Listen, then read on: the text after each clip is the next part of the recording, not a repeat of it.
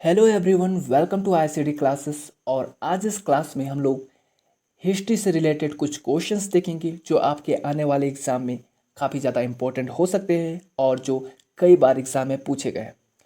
दोस्तों, आज की जो भी क्लास होगा उसमें हम हिस्ट्री के जितने भी क्वेश्चन देखेंगे उनको अच्छे से समझने की भी कोशिश करेंगे और हिस्ट्री से कुछ कुछ चीज़ों को रिलेट करने की भी कोशिश करेंगे। तो देखते हैं, जो आपका पहला सवाल है वो क्या है, अर्थशास्त्र किसके द्वारा लिखा गया था। तो दोस्तों, अर्थशास्त्र आपका चाणक्य के द्वारा लिखा गया था और चाणक्य को ही क्या नाम से और जाना जाता है, विष्णुगुप्त के नाम से ही जाना जाता है। और चाणक्य को ही कौटिल्य के नाम से भी जाना जाता है। और जो चाणक्य थे उसे हम क्या कहते हैं, चंद्रगुप्त के प्रधानमंत्री भी रह चुके थे। साथ ही कई बार ये क्वेश्चन भी पूछा जाता है कि जो आपका अर्थशास्त्र है वो किस विषय में लिखा गया था। अर्थशास्त्र यहाँ पे लिखा तो है, बुक का नाम अर्थशास्त्र था, मगर ये जो बुक लिखा गया था वो आपका राजनीति पे लिखा गया था, पॉलिटी पे लिखा गया था ये आपका बुक। साथ ही ये भी पूछा जाता है, अर्थशास्त्र जो आपके किस युग में किसके शासक में लिखा गया था। ये लिखा गया था आपका चंद्रगुप्त मौर्य के शासनकाल में लिखा गया था। साथ ही दोस्तों, जब भी इतिहास से जुड़े जो हमारे पुरातत्व होते हैं उनके बारे में बात आती है तो अर्थशास्त्र का जिक्र जरूर आता है, क्योंकि अर्थशास्त्र से हमें जो भी हमारे मौर्यन पीरियड था, मौर्य काल था, उसके बारे में हमें ज्ञान मिलता है। साथ ही कई बार ये विवाद भी है कि अर्थशास्त्र चाणक्य ने लिखे हैं, क्योंकि अर्थशास्त्र एक बार नहीं लिखा गया है। अर्थशास्त्र के कुछ पन्ने जो आपके मौर्यन पीरियड है उससे कुछ साल पहले लिखा गया है और कुछ पन्ने जो मौर्यन पीरियड है उसमें लिखा गया है और जो कुछ चीज़ें हैं वो मौर्यन पीरियड के बाद लिखी गई हैं। तो ऑलमोस्ट यहाँ पे 300 सालों का अंतराल आ जाता है, 300 साल आ जाते हैं, जिसमें कहीं ना कहीं ये कॉन्फ्लिक्शन आ जाता है कि क्या अर्थशास्त्र जो लिखा गया है चाणक्य के द्वारा वो सच में चाणक्य के द्वारा ही लिखा गया है या फिर कोई संस्था थी चाणक्य के नाम से उनके द्वारा शास्त्र लिखा गया है। तो इसमें विवाद रहे हैं। लेकिन खैर दोस्तों, जब कभी भी आपके पास ये क्वेश्चन आए अर्थशास्त्र किसके द्वारा लिखा गया है तो ये चाणक्य के द्वारा लिखा गया है। नेक्स्ट क्वेश्चन कर लेते हैं, पंचतंत्र किसके द्वारा लिखा गया है। तो दोस्तों, जो पंचतंत्र है वो आपका विष्णु शर्मा के द्वारा लिखा गया है। और जैसा कि आपको भी पता होगा, पंचतंत्र कथाओं में जो भी चीज़ें रही हैं, जो भी कथाएं रही, वो जानवरों से रिलेटेड होकर रही है और नीतिगत कथाओं में से एक है और इसे नीतिगत कथाओं में पहला स्थान भी दिया जाता है। तो अगर इसकी हिस्ट्री के बाद हम लोग बात करें कि ये पंचतंत्र की पुस्तक कहाँ लिखी गई थी, कैसे लिखी गई थी, तो ये काफ़ी ज़्यादा इंटरेस्टिंग चीज़ है। प्राचीन समय में हमारे दक्षिण भारत में महिलारोप्य के राजा अमर शक्ति रहते थे। उसके 3 बेटे थे और जो तीनों बेटे थे वो तीनों के तीनों मूर्ख थे। और उस समय ये विष्णु शर्मा जो थे आपके, ये गुरु शिक्षक हुआ करते थे, काफ़ी ज़्यादा विद्वान इंसान थे उस समय। तो जो आपके अमर शक्ति हैं उन्होंने अपने राजा, अपने बेटों को पढ़ाने के लिए, शिक्षा देने के लिए, उनको मूर्खता उनकी हटाने के लिए, होशियार बनाने के लिए विष्णु शर्मा को बुलाया और कहा कि आप इन्हें पढ़ा दीजिए और इन्हें शिक्षित कर दीजिए। चूँकि जो आपके अमर शक्ति के जो 3 पुत्र थे वो और भी कई शिक्षकों से पढ़ चुके थे, लेकिन उनका मानसिक विकास नहीं हो पाया था और उनकी मूर्खता को मिटाने के लिए विष्णु शर्मा को कहा गया। राजा भी जानते थे कि ये कभी शिक्षित तो नहीं हो पाएंगे, लेकिन उन्होंने विष्णु शर्मा को बुलाया। तो विष्णु शर्मा ने बड़ी शालीनता से बोला कि हाँ सर, राजा जी, मैं आपका काम कर दूंगा, इन्हें मैं शिक्षित बना दूंगा। मगर ये विष्णु शर्मा भी जानते थे कि ये काफ़ी ज़्यादा कठिन काम है, इसीलिए उन्होंने राजा के उन तीनों बेटों को पढ़ाने के लिए इस कहानियों का माध्यम लिया और कहानियों के माध्यम से, जानवरों की कहानियों के माध्यम से उनके तीनों बेटों को शिक्षित किया। नेक्स्ट क्वेश्चन देख लेते हैं, सिकंदर ने हाइडस्पेस की लड़ाई में किसको हराया। तो देखिए, जो सिकंदर थे उसने हाइडस्पेस की लड़ाई में आपको 326 में आपका जो बीसी था उसमें आपका हाइडस्पेस का लड़ाई युद्ध हुआ था। हाइडस्पेस का युद्ध हुआ था जिसे हम लोग झेलम के युद्ध के नाम से भी जानते हैं। और इसमें जिसकी हार हुई थी वो थी पोरस। ये लड़ाई किसके बीच हुई थी, सिकंदर के बीच हुई थी और पोरस के बीच हुई थी और उसमें इसकी हार हुई थी। नेक्स्ट क्वेश्चन देख लेते हैं, बंगाल में किस स्वतंत्रता सेनानी का निधन 18 वर्ष की आयु में हो गया था। तो भाई बंगाल में जो आपके जिस स्वतंत्रता सेनानी का निधन 18 वर्ष की आयु में हो गया था वो थे खुदीराम बोस। और ये वही थे जिन्होंने बंग बंग जो आंदोलन हुआ था उसमें काफ़ी ज़्यादा बढ़ चढ़ कर भी भाग लिया था। बंग बंग आंदोलन कब हुआ था भाई? जब बंगाल का विभाजन का समय था उस समय हुआ था। नेक्स्ट क्वेश्चन देख लेते हैं। गांधार कला का संयोजन है। गांधार कला किसका संयोजन है? तो गांधार कला जो आपका संयोजन है वो इंडो ग्रीक का संयोजन है। दोस्तों इसमें जो आपका कला संयोजन की बात आई है इसका मैं एक अलग से क्लास ले लूँगा आप लोगों के लिए, ताकि आपको कला को डिटेल में समझा सकूँ। अभी इस क्लास में समझाना पॉसिबल नहीं है।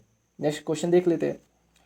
वंदीवास की लड़ाई में ब्रिटिश ने किसको हराया था? जो वंदीवास की जो लड़ाई हुई थी वो फ्रांसीसी वर्सेस ब्रिटिशर्स के बीच हुई थी। और इसमें जिसकी हार हुई थी वो कौन हारे थे? फ्रांस हार गए थे इसमें। और ये जो लड़ाई हुई थी आपकी 1760 ईस्वी में हुई थी। 1760 ईस्वी में हुई थी किसके किसके बीच? फ्रांसीसी के बीच और ब्रिटिशर्स के बीच, जिसमें फ्रांसीसर्स हार गए थे, फ्रांस के लोग हार गए थे। नेक्स्ट क्वेश्चन देख लेते हैं। बंगाल का पहला गवर्नर जनरल कौन था? तो भाई जो बंगाल का पहला गवर्नर जनरल था वो थे कौन? हमारे वारेन हेस्टिंग थे। कब से कब ले तक थे? 1774 से लेके 1785 तक। 1774 से लेकर 1785 तक थे जो हमारे वारेन हेस्टिंग थे, वो गवर्नर जनरल थे। और ये गवर्नर जनरल क्यों बने? प्रथम गवर्नर जनरल थे। क्यों भाई? जो 1773 का जो रेगुलेटिंग एक्ट आया था उसके तहत ये भारत के पहले गवर्नर जनरल बने थे। नेक्स्ट क्वेश्चन देख लेते हैं। श्री अरबिंदो का जन्म किस वर्ष में हुआ था? तो जो हमारे श्री अरविंदो थे उनका जन्म हुआ था हमारे 1872 ईस्वी में हुआ था। और जो इनका जन्म हुआ था वो हुआ था कोलकाता में हुआ था। उस समय तो कलकत्ता कहा जाता था, अभी कोलकाता में हुआ था। और ये जो इंसान थे अरविंदो जी, ये योगी और दार्शनिक थे। और साथ ही साथ युवा में जब ये थे, युवा एज था इनका, युवा का समय था, उस समय ये क्रांतिकारी थे और स्वतंत्रता में काफ़ी ज़्यादा इन्होंने भी भूमिका निभाई। लेकिन बाद में ये योगी बन गए और पांडुचेरी में इन्होंने अपना आश्रम खोला और बाद में वहीं पांडुचेरी में इनकी मृत्यु भी हो गई थी। नेक्स्ट क्वेश्चन देख लेते हैं। हुमायूं का मकबरा कहाँ स्थित है? तो हुमायूं का जो मकबरा स्थित है वो आपका स्थित है दिल्ली में। ये कब बना था? 1562 ईस्वी में बनाया गया था। 1562 ईस्वी में बनाया गया था। और कभी कभी ये क्वेश्चन भी पूछ देता है किसने बनवाया था? तो हमीदा बानो बेगम के द्वारा इसको बनवाया गया था, आदेश दिया था उन्होंने और इसे बनवाया गया था। नेक्स्ट क्वेश्चन देख लेते हैं। बीरबल किसके दरबार में एक सलाहकार था? तो जो बीरबल थे वो आपके अकबर के दरबार में एक सलाहकार थे। नेक्स्ट क्वेश्चन देख लेते हैं। किसने गांधी जी को हाफ नेक्ड बेगर कहा था? तो भाई जो हमारे विंसन चार्लिल थे, इन्होंने गांधी जी को हाफ नेक्ड बेगर कहा था। नेक्स्ट क्वेश्चन देख लेते हैं। वैदिक काल में किस प्रकार के विवाह होते थे जिसमें दहेज के स्थान पर एक गाय तथा एक बैल की कीमत में टोकन दुल्हन थी? तो इसका जो आंसर होगा वो आपका हो जाएगा अरसा में आपका ये सिस्टम होता था कि जब भी किसी कन्या से शादी की जाती थी तो उसके एवज में बैल या गाय मूल्य चुकाया जाता था और दिया जाता था। और जो आपका असुर विवाह होता था, असुर विवाह में क्या होता था? कन्या को आर्थिक रूप से खरीद लिया जाता था, पैसे देके, मनी देके। ओके, मनी देके कन्या को खरीद लिया जाता था और शादी किया जाता था। और गंधर्व विवाह क्या हो जाता है? गंधर्व विवाह में आपका हो जाता है लव मैरिज हो जाता है। गंधर्व विवाह में आपका लव मैरिज हो जाता है। और जो राक्षस था, राक्षस विवाह में आपको क्या होता है? कन्या की सहमति के बिना उसका अपहरण कर लिया जाता है और उससे शादी कर लिया जाता है। दोस्तों मैंने इसके ऊपर एक लेक्चर भी बना रखा है, आप उसमें जाके, मैं आपको इस वीडियो के नीचे डिस्क्रिप्शन में आपको लिंक दे दूंगा, आप उसमें जाके उसे भी देख सकते हैं और अच्छे से इसको समझ सकते हैं। टोटल 8 प्रकार के विवाह होते हैं हिंदू धर्म के अनुसार और इन 8 धर्मों के विवाह का मैंने विवरण अच्छे से कर दिया अपने लेक्चर में, आप उसमें जाइए और देखिए। नेक्स्ट क्वेश्चन देख लेते हैं। किस ब्रिटिश प्रधानमंत्री ने लंदन में पहली गोलमेज सम्मेलन आयोजित की थी? तो भाई जो हमारे रेमसे मैकडोनाल्ड थे, इन्होंने ही पहली गोलमेज सम्मेलन आयोजित की थी। नेक्स्ट क्वेश्चन देख लेते हैं आपका। भारत के किस वायसराय के कार्यकाल के दौरान शहीद भगत सिंह, सुखदेव और राजगुरु को फांसी दी गई थी?